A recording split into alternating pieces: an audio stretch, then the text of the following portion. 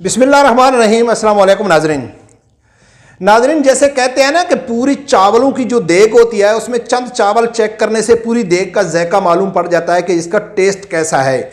आज हाफिज साद रिजवी साहब का PNN में फ़र्क वरैज के साथ एक इंटरव्यू है, उसका एक इंट्रो जारी हुआ। उस इंट्रो से बहुत कुछ साद रिजवी साहब ने वाजे कर दिया है।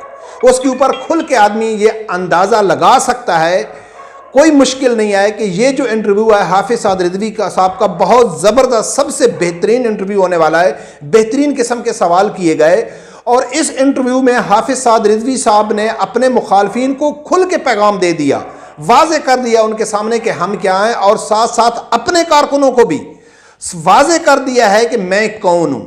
इसमें अब कोई अबहम नहीं रहेगा कि हाफिज साद रिजवी साहब आगे क्या करने जा रहे हैं। दूसरा, इस इंटरव्यू में, इस इंट्रो में ऐसा भी लग रहा है कि क्या साद रिजवी साहब आने वाले वक्त में इमरान खान के लिए आंख का तारा बन सकते हैं। इमरान खान काफ़ी उम्मीद रख सकता है हाफिज साद रिजवी साहब के ऊपर, या हाफिज साद रिजवी साहब का वो सहारा ले सकते हैं।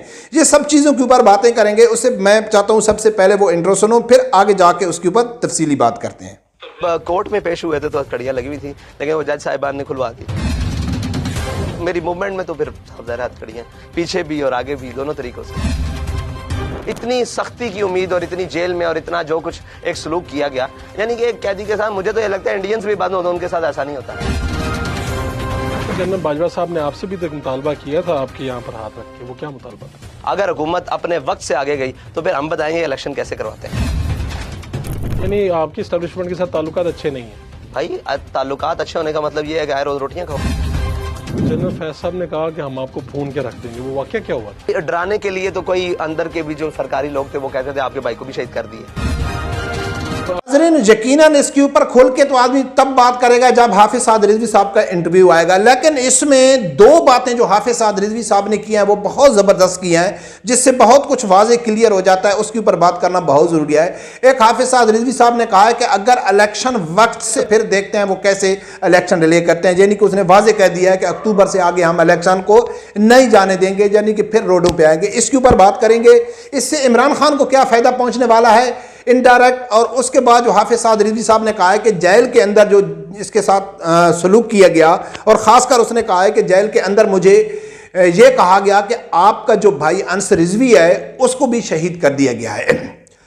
नाजरीन, एक तो जेल के ऊपर जो तफसीली गुफ्तगू है यकीनन वो इंटरव्यू आएगा, लेकिन इस लफ्ज़ के ऊपर, इस पॉइंट के ऊपर के जो कहा गया है कि आपके भाई को यानी कि शहीद कर दिया गया, तो नाजरीन इस इंटरव्यू में, इस अल्फाज में यकीन माने नाज़रीन, जो पहले हम बात करते हैं तहरीक लब्बैक के कारकुनों के लिए, तहरीक लब्बैक के कारकुनों के सामने वाजे हो गया है कि हाफिज साद रिजवी साहब ना बिकने वाले हैं।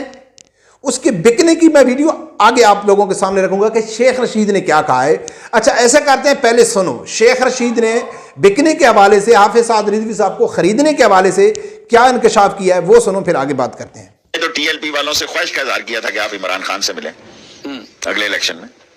अच्छा, अपनी सीटें बताएं। अच्छा, अपनी सीटें बताएं। सेनेट इलेक्शन होया, उससे भर के साडे को लाए जी, सानू वोट दो। नाज़रीन, सुना आप लोगों ने, समी अबरीम ने भी ये इंकशाफ की, उसी टाइम इला किया था। वो कहता था कि साद रिजवी साहब के पास वीगो डाले जाते थे, उनको बड़ी बड़ी ऑफर की जाती थी, पैसों की ऑफर की जाती थी, सेनेट के टिकट की ऑफर की जाती थी, बहुत सारी ऑफर की थी, लेकिन हाफिज साद रिजवी साहब ने नहीं माना। आज साद रिजवी साहब कह रहा है कि हाफिज साद रिजवी साहब के ऊपर फिजिकल और नफ्सियाती तौर पर कितना प्रेशर डाला गया, कितना उसको टॉर्चर किया गया कि किसी तरीके से एक 23 साल नौजवान को हम तोड़ सकें, लेकिन वो नहीं तोड़ सके।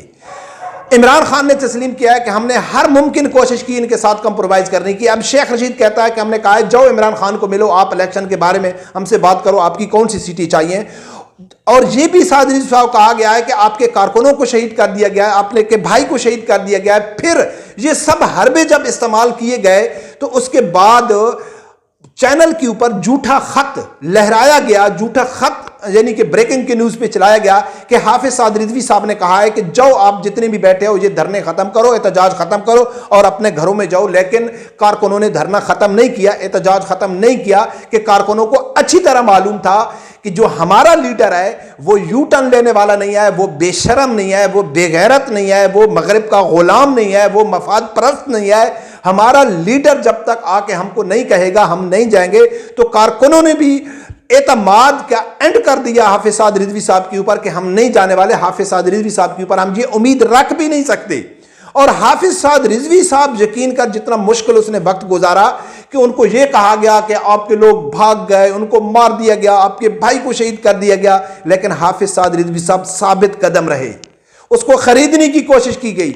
आज तहरीक लब्बैक के कारकुनों के लिए इसलिए यकीन माने कि जिसमें थोड़ी सी शर्म, शऊर, अक्ल, गैरत है तो उसके सामने रोल मॉडल के तौर पर हाफिज साद रिजवी साहब होना चाहिए कि जो शख्स, जो नौजवान ना उसको कोई खरीद सका ना कोई उसको दबा सका, हर मुमकिन कोशिश की लेकिन वो साबित कदम रहा। अगर आज नेक्स्ट टाइम खुदा ना खास्ता हाफिज साद रिजवी साहब से कुछ गलत फैसला हो जाता है, इंसान है, इंसान से हो सकते हैं। इसी इंट्रो में सवाल किया है फरूख हबीब ने कि साद साहब क्या एज ए सियासतदान, पार्टी लीडर आपसे कौन से गलत फैसले हुए हैं, वो यकीनन साद रिजवी साहब बताएंगे। तो गलत फैसले हो सकते हैं लेकिन पार्टी के अंदर कह जाना कि जी हाफिज साद रिजवी साहब ने कंप्रोमाइज कर लिया है, ये लालच में आ गया है, ये इंटरव्यू ही वाज़े कर देगा कि हाफिज साद रिजवी साहब कितने काबिल और कितने यानी कि अवाम उसके ऊपर आंखें बंद करके भरोसा कर सकती है। दूसरे नंबर पे हाफिज साद रिजवी साहब ने इलेक्शन के हवाले से बात की, जो मैंने कहा है तो यकीनन इसमें किसी को खुशी हो या ना हो, इसमें सबसे ज्यादा जो खुशी होगी वो इमरान खान को होगी, क्योंकि उसने पूरा नाच गाना बेगैरती का बाजार गर्म करके सब कुछ इस्लामी टच जहाद का नाम दे के इसको कुछ हासिल नहीं हुआ। जो इलेक्शन का यानी कि आईनी 90 दिन का टाइम था उस पर इलेक्शन नहीं करा सके, बल्कि इमरान खान ने खुद कहा है कि मुझे ऐसे लगता है कि अक्टूबर में भी इलेक्शन नहीं होते, तो अगर अक्टूबर से आगे इलेक्शन जाते हैं तो हाफिज साद रिजवी साहब ने कहा कि हम उसको काबिल कबूल नहीं करेंगे। तो फिर ये इमरान खान के लिए, क्योंकि इमरान खान तो नहीं कर सकते, अगर अक्टूबर से आगे इलेक्शन जाते हैं तो इमरान खान को तो मालूम है कि मैं तो कर कुछ नहीं सकता हूं, मैंने तो बहुत डांस भी कराया, बहुत कुछ कराया, लेकिन मैं तो कुछ नहीं कर सकता हूं। तो हाफिज साद रिजवी साहब का भी यही मुतालबा है कि वक्त से पहले इलेक्शन नहीं होनी चाहिए। तो यकीनन ये इमरान खान, इससे ज्यादा इमरान खान के लिए खुशी है। हालांकि हाफिज साद रिजवी साहब का मकसद इमरान खान को सपोर्ट करना है या इमरान खान के मौक़िफ़ या उसके नज़रिए को सपोर्ट करना नहीं है, वो तो खुद कह रहे हैं कि एक टाइम के ऊपर जब इलेक्शन होंगे तो हम उसके ऊपर सपोर्ट करेंगे, टाइम के आगे हम इलेक्शन को नहीं जाने देंगे।